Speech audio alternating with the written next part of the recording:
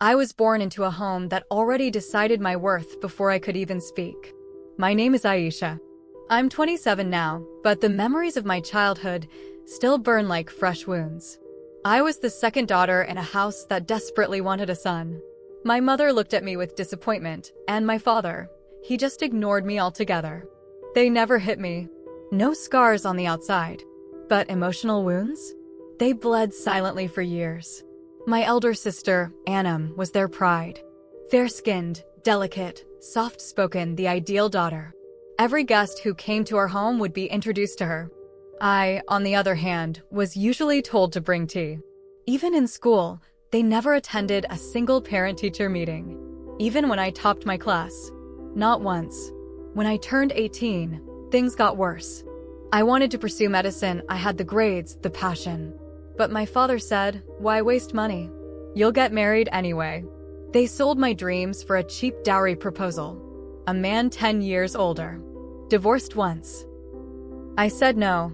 That night, my mother slapped me and said, "Girls like you don't get choices."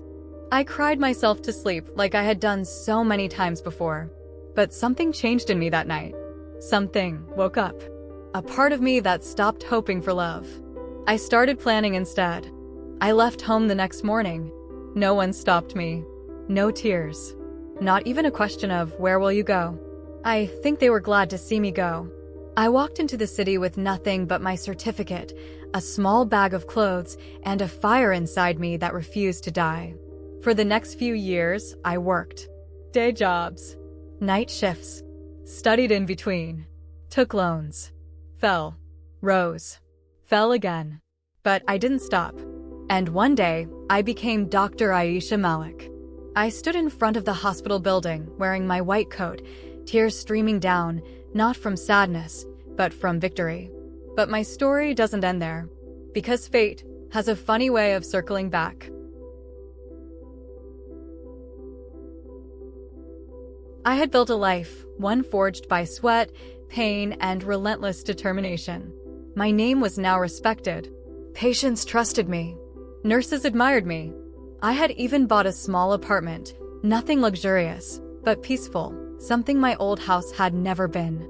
But destiny has a cruel sense of timing. It was a rainy Tuesday afternoon when a nurse rushed into my office. "Dr. Aisha," she said, out of breath. "There's a man in the ER. Heart complications. He's asking for you by name." I frowned. "What's his name?" She hesitated. "Farouk Malik." My hands froze. My father.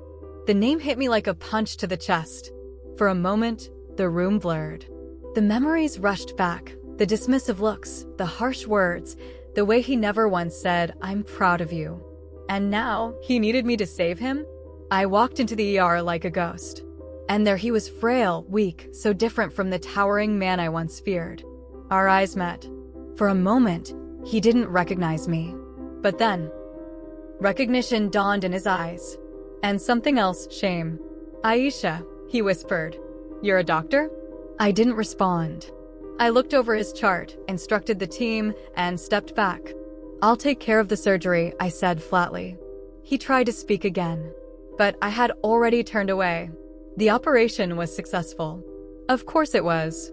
I poured everything into it because my revenge wasn't to let him die. My revenge was to let him live and face the daughter he had thrown away. The next day, I walked into his recovery room. My mother and sister were there too. Their eyes widened when they saw me. "Aisha," my mother whispered, almost afraid. "Dr. Aisha Malik," I corrected. "The daughter you said would never be anything." Silence. I was the shame of the family once. Remember? No one spoke. Not even Anna. She looked tired. Older. Weighed down by a life that didn't turn out as shiny as they hoped. "I saved his life," I said, looking directly at my mother. "Not because I forgave him, but because I'm not like you." Tears welled in her eyes. Anna looked away. "I don't hate you," I said, voice steady. "But I don't owe you anything either." I turned to leave.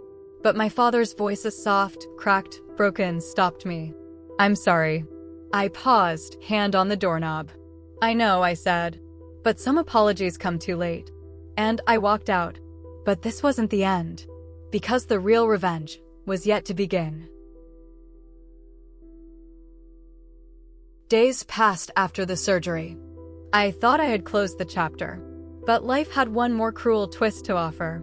One evening, as I left my hospital shift, I saw someone waiting outside in the rain. Anam. Her once perfect makeup was smudged. Her eyes, once so full of superiority, now held panic. Aisha, please. I need your help. I didn't speak. I didn't offer shelter. I simply waited. She continued, voice trembling. Faisal, my husband, he left. Took the kids. He said I'm toxic. That I'm just like our mother. My breath caught. She looked down, shame dripping from her like rain. And Amma, she's sick. Her kidneys. Dialysis twice a week. We can't afford it. And Baba, he can't walk without help anymore. I stared at her. Years ago, she had mocked me. When I cried. When I was denied college. When I left that house like a disgrace. Now she stood in front of me, broken. It would have been easy to turn away. To say, you deserve this. But my revenge wasn't cruelty. It was clarity. I invited her in. Gave her tea. Let her talk. And for the first time in our lives, she listened to me. She listened as I spoke about the nights I starved, the jobs I worked, the men who tried to break me, and the voice inside me that kept screaming, "You are worth more." She cried silently. I could see the weight of regret crushing her. "I was jealous of you," she whispered. "Even when I had everything, I knew you were stronger. And now, you have peace. And I have nothing." I didn't say it's okay, because it wasn't. But I placed my hand over hers and said, "Now you know what it feels like to be alone. To be small. To be treated like a burden." She nodded, eyes red. "I'm sorry," she whispered. "I truly am." And for the first time, I believed her. But apologies don't erase history. I helped my mother get the dialysis she needed. I paid for it not for love, but because it was the right thing to do. I arranged a part-time nurse for my father. I never visited, but I sent the bills. As for Anam, I helped her rebuild. Found her a job. Set boundaries. No more guilt. No more pretending. They lost my love. But I gave them something they never gave me, dignity. Because true revenge is becoming everything they said you couldn't be and watching them live with it. That night, after the storm had passed and silence settled in my small apartment, I sat down with a pen and paper. I wrote not to them, not to my mother, father, or sister, but to the girl I once was. Dear Aisha, the girl who cried herself to sleep in an empty room, who begged for love from a family that never gave it. You are not forgotten. You survived the loneliness. You survived the pain. You survived the betrayal. You were more than their rejection, more than their harsh words. You became a woman who saved lives, who fought battles no one saw, who built a kingdom from the ashes. And though they hurt you deeply, your heart never stopped beating. It never stopped hoping. This is your victory. Not because they apologized or because you forgave them, but because you chose yourself. You chose to love yourself first. You are worthy. You are strong. You are enough. I folded the letter and tucked it away in my drawer. It was for me alone. Because sometimes, the greatest revenge isn't destruction, it's healing. It's rising. It's choosing peace over pain. I don't know if my family will ever truly understand what they lost. But I know what I gained. Myself.